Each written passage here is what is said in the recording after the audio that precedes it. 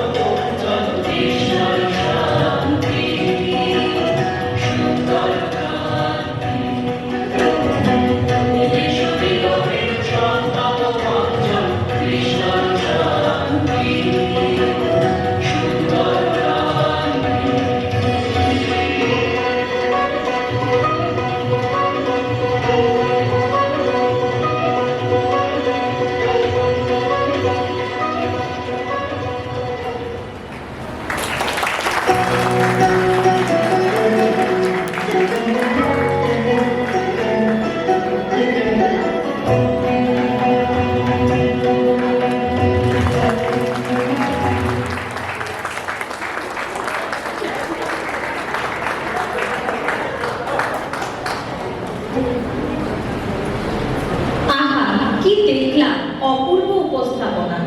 নৃত্যের ভঙ্গিমায়, সুরের মূর্ছনায় রবীন্দ্রনাথ ঠাকুরের অবসৃষ্টি চিত্রাঙ্গদা জীবন্ত হয়ে উঠেছে এখানে। দেবদত্তা ঘোষ, জয়িতা ঘোষ, শুভম সিং, প্রগতি মালিক, রাতুল দে, সমীর দেবনাথ, অদ্রিতা চৌধুরী, সুমন চক্রবর্তী তোমাদের সকলের অক্লান্ত পরিশ্রম ও নিষ্ঠা সার্থক করেছে। প্রত্যেকে জানাই আন্তরিক অভিনন্দন।